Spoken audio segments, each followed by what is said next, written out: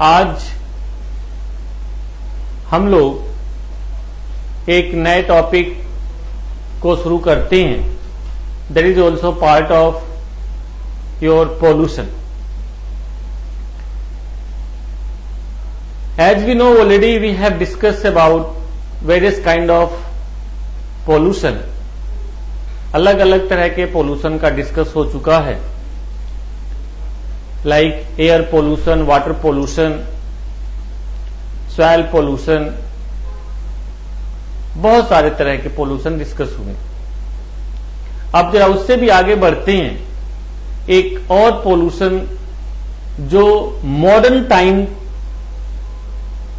में देखा गया है, अभी हाल के समय में पिछले 25-30 सालों में मानव के, ह्यूमन के लाइफ स्टाइल में चेंजिंग के परिणाम स्वरूप।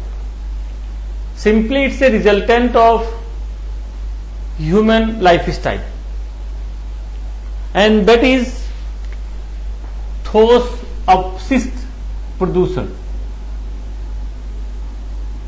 ठोस अपशिष्ट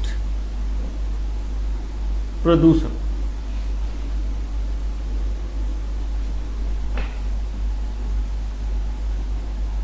सॉलिड वेस्ट,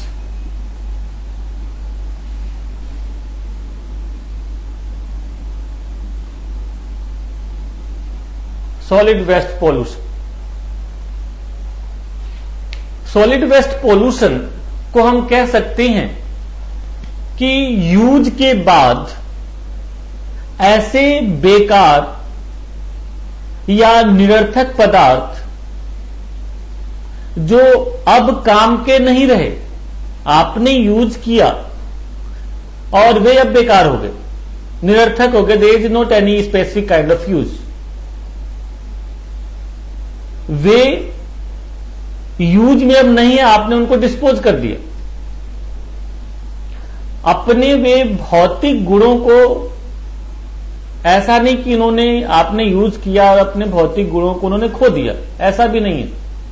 उनके भौतिक गुण बने रहेंगे और जब तक वे पर्यावरण में उपस्थित रहेंगे, पर्यावरण को डिग्रेड करने में, पर्यावरण को पोल्यूट करने में उनकी भूमिका बनी रहेगी। यानी कि आप कुछ यूं कह सकते हैं कि ठोस अपशिष्ट प्रदूषण वह प्रदूषण होता है जिसमें उपयोग के बाद, लिख लीजिए इसको, लिख लीजिए, उपयोग के बाद बेकार तथा निरर्थक पदार्थों को, बेकार तथा निरर्थक पदार्थों को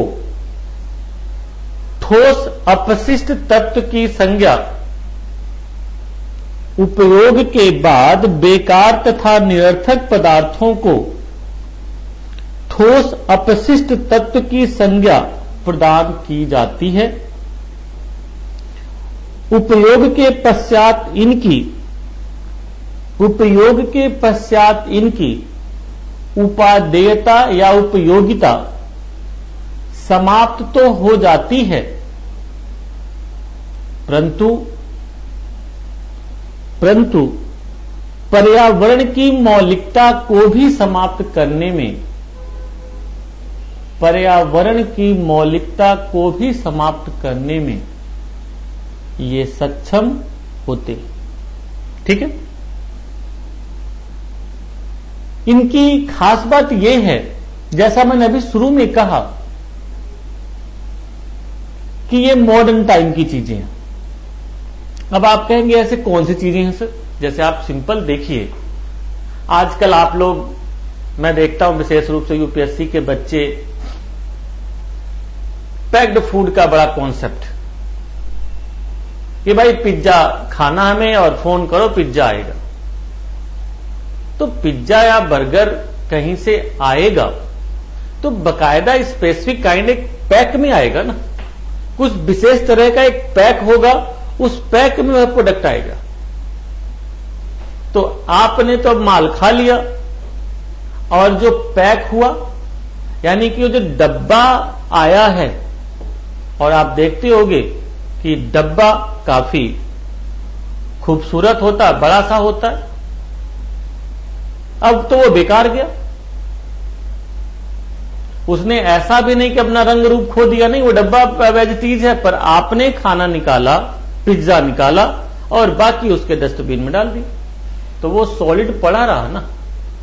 तो उसी सॉलिड को हम कहते हैं ठोस अपशिष्ट प्रदूषण, यानी कि उससे जो प्रदूषण होगा, कहीं आप फेंक देंगे, सड़क गंदी होगी, फिल्दी कंडीशन बनेंगी। या आप बहुत सारे कोल्ड ड्रिंक्स पीते, भाई हमें तो स्प्राइट पीना एकदम, क्योंकि स्प्राइट पीने से रास्ता क्लियर हो जाता है।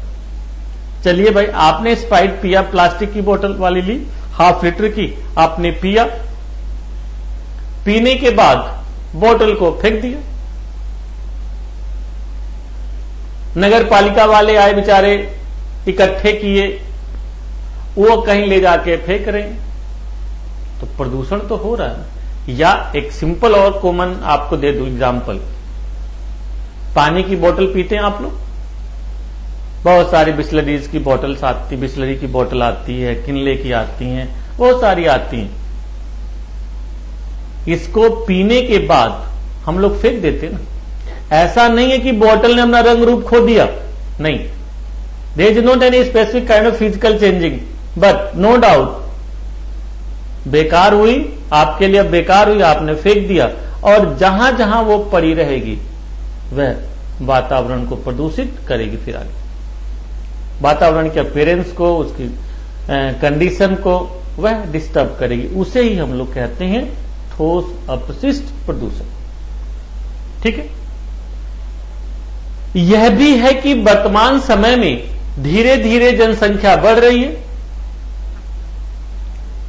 आज की डेट में हम लोग एज ए ह्यूमन 800 करोड़ के आसपास पहुंचने वाले हैं, एक बड़ी जनसंख्या हो गई।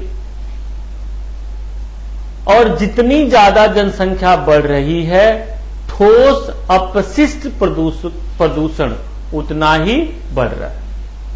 एक बड़ी इंटरेस्टिंग बात देखी जाती है कि आर्थिक विकास और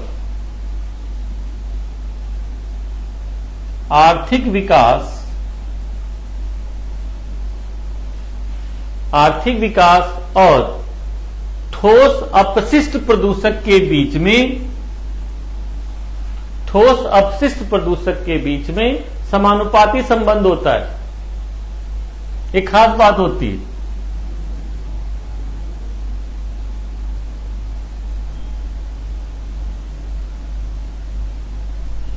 अर्थात जैसे जैसे आर्थिक विकास होगा, ठोस अपशिष्ट प्रदूषण उतना ही बढ़ता जाएगा। अब आप कहेंगे ये कैसे संभव है सर? अरे पक्की बात है, जरा सिंपल सा देखो आप लोग। जब आर्थिक विकास होगा तो आप ही कहेंगे नहीं भाई पैक्ड फूड खाएंगे हम, तो पिज्जा मंगवाइए, बर्गर मंगवाइए, ये मंगवाइए, वो मंगवाइए, होटल से ऐसा करो, फोन कर दो भाई खाना भेज दे। होटल से खाना आएगा, बहुत सारे डब्बों में पैक होके आएगा। कई बार तो कंडीशन ये हो जाती है कि जितना खाना नहीं होता उससे ज्यादा डब्बे निकल आते हैं, उसमें से पन्नी पैक्ड होती है, एल्यूमिनियम फॉइल के में रोटी पैक होती है, तो बहुत सारी चीजें बेकार उसमें आती। बेकार इन द सेंस कि वो यूज नहीं, आप यूज उसको नहीं कर रहे हैं। तो आर्थिक विकास जब भी होगा तो ये जो पैक्ड फूड मंगवा रहे हैं आप, ये ज्यादा बढ़ेगा। मतलब बहुत सारी चीजें हो सकती हैं। तो यही सब होंगे ठोस अपशिष्ट प्रदूषण। तो जरा विश्व के संदर्भ में देखिए कि कहां पे भाई ज्यादा ही आर्थिक विकास हुआ। आप देखोगे यूएसए, कनाडा, नॉर्थ अमेरिका में आप देखें यूएसए, कनाडा, मैक्सिको,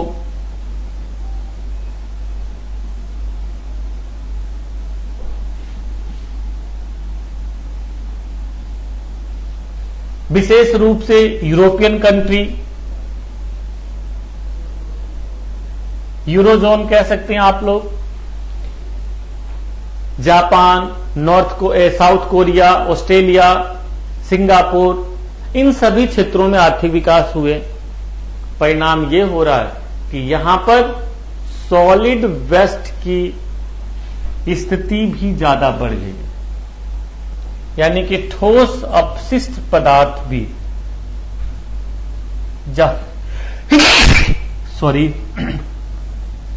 ठोस अपशिष्ट प्रदूषण की स्थिति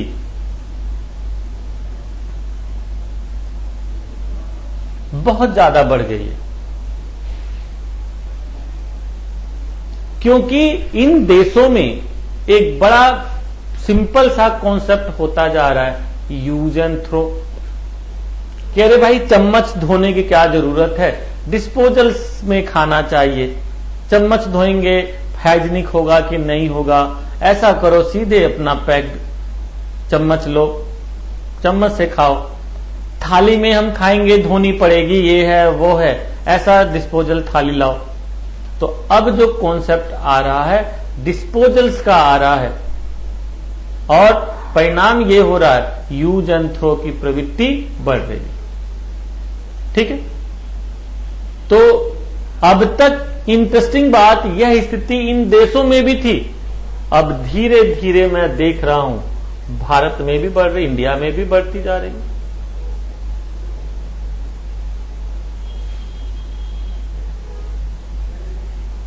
Nowadays in India, use and throw lifestyle gradually increasing. आप लोग मंगवाते हैं, खाते हैं, डब्बे इधर उधर फेंको, है कि नहीं। अभी मैं एक दिन एक बड़े होटल से खाना मंगवाया, मैं सरप्राइज हो गया, 3-3 लेयर में पैक्ड था। आप लोग देखते होंगे ये बीकानेरी या बहुत सारे जो बीकानों की आती हैं, ये सोन पापड़ी और ये रसगुल्ले आते हैं, इनके कभी पैक्ड आप खोलो बड़ी सरप्राइजिंग होगी, 5 लेयर पैकिंग होती है। उसमें इंटरेस्टिंग बात यह है कि हो सकता है आधा किलो का उसमें मसाला मतलब माल हो, और पता चला 1 किलो उसमें पैकिंग की हुई। आजकल आप लोग देखते हो इलेक्ट्रॉनिक्स आइटम आते हैं, तो उसमें बाहर गत्ता होगा, फिर अंदर थर्मोकोल होंगे, है कि नहीं। तो इंडिया में भी इस समय यह सॉलिड जो वेस्ट हैं ये बढ़ते जा रहे हैं, और आज की डेट में पोल्यूशन की स्थिति क्रिएट कर रहे हैं। ठीक है, स्पेशली यह प्रवृत्ति बड़े शहरों में है,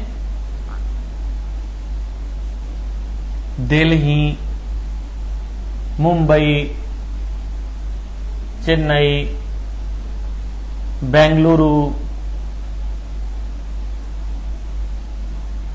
कोलकाता,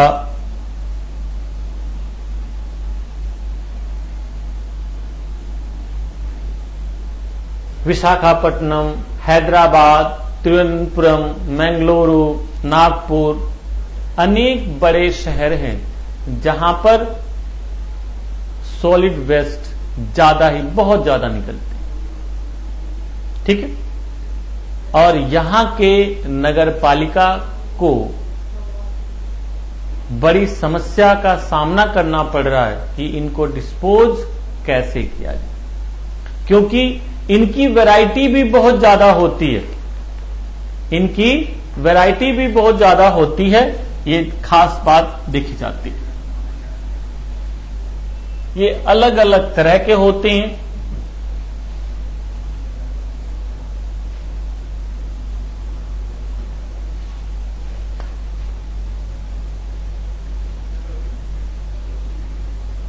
अपशिष्ट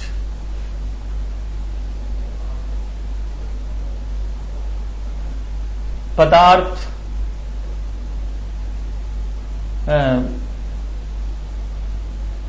अपशिष्ट हो गए, स्रोत कह सकते हैं, और अपशिष्ट। तो स्रोत में आप लोग जैसे धात्विक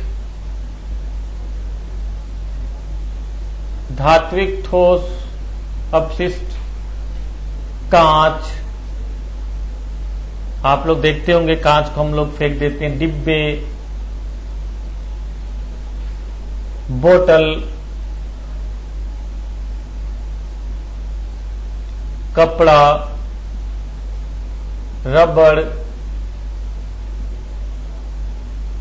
लोहा, कुर्सी, बहुत सारी चीजें होती हैं। सेकंड, भारी ठोस अपशिष्ट। भारी ठोस अपशिष्ट में आप कह सकते हैं जैसे पैकिंग का अपशिष्ट। अभी मैंने बताया था आप लोगों को कि इलेक्ट्रॉनिक्स आइटम में आप लोग देखिए, वो वाली बात होती है कि जितने का मुर्गी नहीं उससे ज्यादा का मसाला। आप टीवी लाइए, एलसीडी लाइए, वॉशिंग मशीन लाइए, देखिए कितना बड़ा पैक होता है, बड़ी मात्रा में उसमें थर्माकोल निकलते है कि नहीं। तो यही सब पैकिंग अपशिष्ट एक महत्वपूर्ण है। इसके साथ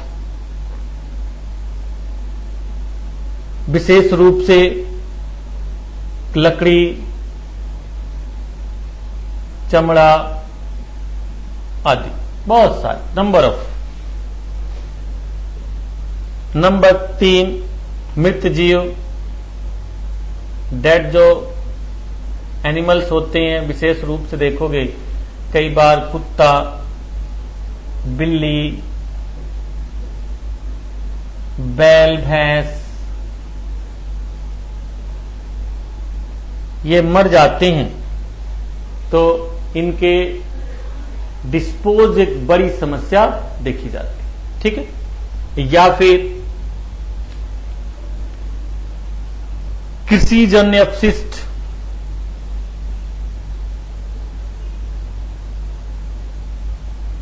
कृषिजन्य भूसा, खाद, पत्तियां, पुआल। शायद आप लोगों ने कभी देखे होंगे, आजकल कंपाइन मशीन चल रही हैं, और कंपाइन मशीन जो भी खेती में जैसे गेहूं के प्लांट लगे हुए हों तो इस ऊपरी भाग को वो काट लेती हैं और ये खेत में पड़े रह जाते हैं। आज की डेट में ये प्रदूषण उत्पन्न कर रहे हैं। पहले इन्हें काट लिया जाता था और काट के भूसा के रूप में बदल के जानवरों को खिलाया जाता था, या उसका पेपर इंडस्ट्री या कई ऐसे इंडस्ट्री में यूज होता था। परंतु आज कंपाइन मशीन के आने की वजह से ऊपरी भाग तो काट लिया जाता है और निचला भाग यूं ही छोड़ दिया जाता है, जो खेत में लंबे समय तक पड़ा रहता है। मैं देख के अभी सरप्राइज हो गया। मैं कई एरिया में गया हुआ था एक टूर पर, अध्ययन, कुछ डिपार्टमेंट के कुछ काम थे, उससे अध्ययन के लिए मैं कई एरिया में गया हुआ था। जैसे पंजाब, हरियाणा में मैं देख के बड़ा सरप्राइज हुआ कि लोग काटने के बाद धान उसके कंपाइन मशीन से काट लिया और ये जो डंठल रह गए नीचे वाले पार्ट में, इसमें आग लगा दी। गेहूं में भी, गेहूं के डंठल में, धान के डंठल में आग लगा दी। और एरिया में देखा, मैंने दंग रह गया। मैं I was very surprise, socked. एकदम एरिया में पूरे खेतों में जैसे आग लगी हुई है। मैंने पूछा भाई क्या हुआ, तो ये हुआ सर डंठल ये सब जलाए जा रहे हैं। यह पर्यावरण की दृष्टि से बहुत हानिकारक स्थिति है भाई। यह जलेंगे, धुआं निकलेगा अनवांटेड। दूसरी बात, यह मिट्टी जो है बहुत ज्यादा गर्म हो जाएगी निचले पार्ट, इसमें बहुत सारे जीव जंतु जो नीचे रह रहे होंगे बेचारे सब मर जाएंगे, जो इस मिट्टी की पोषकता के लिए बहुत ही जरूरी है, परंतु वे मर जाएंगे। हालांकि अभी Punjab government, Haryana government, UP government ने बैन लगाया। मैं अभी और सरप्राइज हो गया कि यूपी में भी धीरे धीरे बढ़ रहे हैं। ईस्टर्न यूपी, बिहार, ये धीरे धीरे उधर बढ़ते जा रहे हैं। Despite this is ban, totally ban, government ने बैन किया हुआ है, परंतु लोग कर रहे हैं। तो कृषि जन्य जो पत्तियां वगैरह हैं ये सब विशेष रूप से देखी जाती है। मलमूत्र,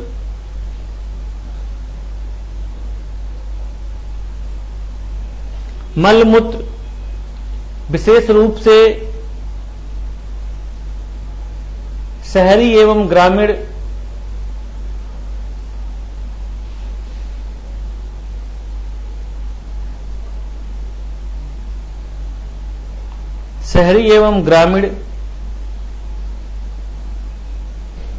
क्षेत्रों में, ग्रामीण क्षेत्रों में इतनी बड़ी समस्या तो नहीं है, परंतु शहरों में इनकी डिस्पोज बहुत बड़ी समस्या।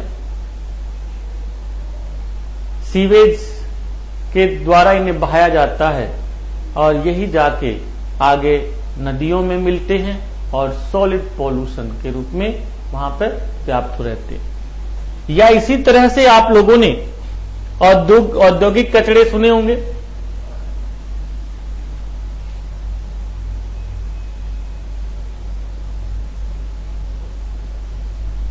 उद्योगजन्य अपशिष्ट, नाभिकीय कचरा,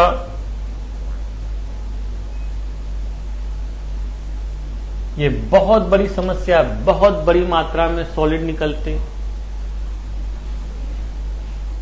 कोयला, राख,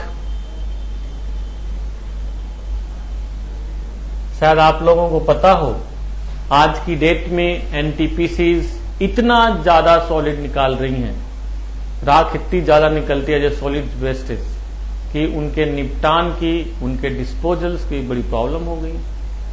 ठीक है, तो ये आप लोग सोच सकते हैं, ये विभिन्न प्रकार के विभिन्न स्रोत से प्राप्त होते।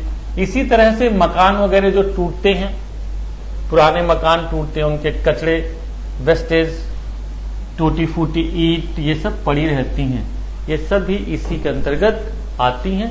ये आप लोग ध्यान दीजिएगा। खास बात यह है कि इसका मानव जीवन पर, जीव जंतुओं पर व्यापक दुष्प्रभाव देखा जा रहा है। इससे पर्यावरणीय स्थिति डिग्रेड हो रही है, घातक स्थिति तक पहुंच रही है। ठीक है, विशेष रूप से जैसे ये जो सॉलिड मटेरियल में बॉटल्स आती हैं, हमारी लाइफ स्टाइल बदल गई है। अब हम लोग बॉटल का पानी पीते हैं। कहीं पे गए, 20 रुपए दिया, एक बॉटल पानी लिया, पिया, तुरंत बॉटल फेंक दिया। पर डे मिलियंस लीटर पानी यूज हो रहे हैं, मतलब मिलियंस बॉटल निकल रही हैं। आखिर कहां जा रही है फाइनली? अभी एक सर्वे था कि समुद्र में जो आप लोगों ने क्रूज लाइनर सुने होंगे, क्रूज लाइनर जो चलते हैं और इतनी बड़ी मात्रा में वहां पर बॉटल यूज होती है, वे समुद्र में ही कई बार फेंक दी जाते हैं, जो जलधाराओं के साथ घूमते घूमते कहां फेंकी जाती है और कहां दूसरे तट पर जाके पहुंच जाती है, और वे समस्या बन गई हैं सागरीय जीव जंतुओं की। इसी तरह से पन्नी वगैरह जो आप लोग देखते हैं, कई बार हम लोग खाना खाते हैं और उसी में जो खाना बचा पन्नी में पैक किया और फेंक देते हैं, सड़क पर फेंक दिया, इधर उधर या कबाड़े में फेंक दिया। बहुत सारी गायें या इस टाइप के जो जंतु होते हैं बेचारे, वो जाते हैं, खाते हैं, पन्नी खोल नहीं पाते तो पन्नी सहित खा जाते हैं। अभी एक हाल का रिपोर्ट है कि दिल्ली में एक गाय मरी थी, उसके पेट में 80 किलो, बिलीव करिए 80 किलो अनइमेजिनरी 80 किलो पन्नी थी कि अब वो अंदर जाके उसकी आंतों में फंसती चली गई, वहां पर जमा होती गई और धीरे धीरे उसके पूरे सिस्टम को खत्म कर दिया। तो इसका बहुत ज्यादा दुष्प्रभाव ऐसे जीव जंतुओं पर देखा जा रहा है जो बाहर खुले चीजों को खाते रहते हैं और वे इस तरह के सॉलिड मटेरियल्स को भी अनजाने में खा लेते हैं। ठीक, समुद्र में इन बॉटल्स के फेंकने की वजह से सागरीय जीव जंतु भी ऐसे प्रभावित हो रहे हैं।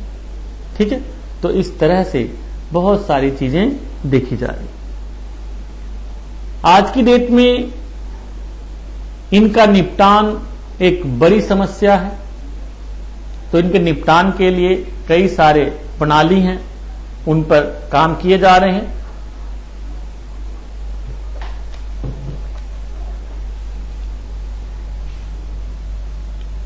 यानी कि ठोस अपशिष्ट का निपटान,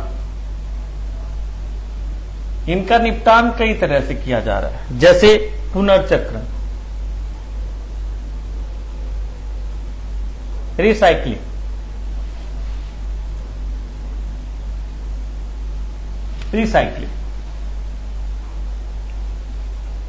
जैसे अब धीरे धीरे टेक्नोलॉजी डेवलप की जा रही है कि जो प्लास्टिक की बहुत सारी चीजें हैं उनको पुनः यूज कर लिया जाए।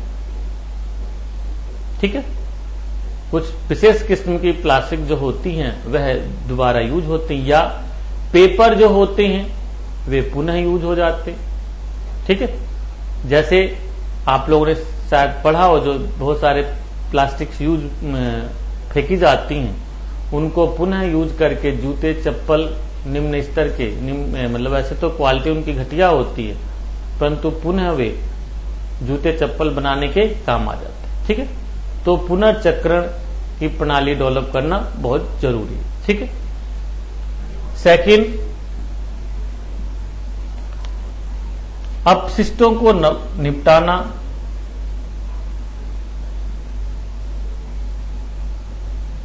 अपशिष्टों को नष्ट करना, मतलब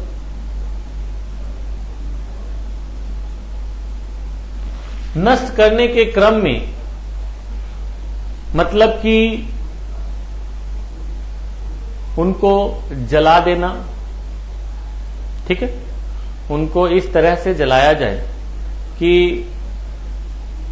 उनसे वातावरण में दूसरे तरह के प्रदूषण न फैले। अब ऐसा नहीं कि आप खुले में इन वेस्टेज को जलाएंगे तो धुआं फैलेगा, तो इन्वायरमेंट में दूसरी प्रॉब्लम, एयर पोल्यूशन, ये तो खत्म होंगे पर एयर पोल्यूशन की प्रॉब्लम हो जा रही। ठीक है, तो ऐसा नहीं, उनको इस तरह से जलाया जाए कि ये प्रॉब्लम ना हो। थर्ड,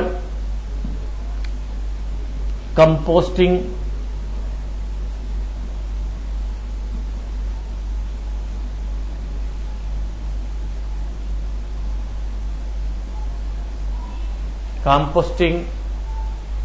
कंपोस्टिंग से मतलब ये है कि उसमें ऐसे बहुत सारे मटेरियल होते हैं जिनको एक प्रोसेस में सड़ा गला दिया जाए तो वे खेतों के लिए खाद भी बन सकते हैं।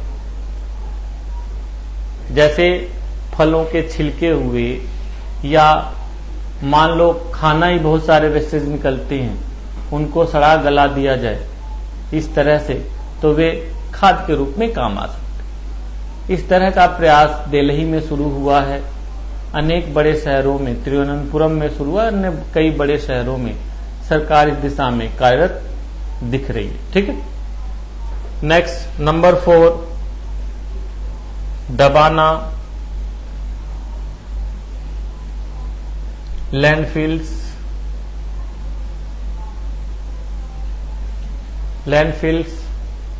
यानी कि जो भी वेस्टेज हों, ऐसे कुछ गड्ढे जो बेकार पड़े हुए हों, उन गड्ढों में दबा दें। ठीक है, नंबर 5, विखंडन,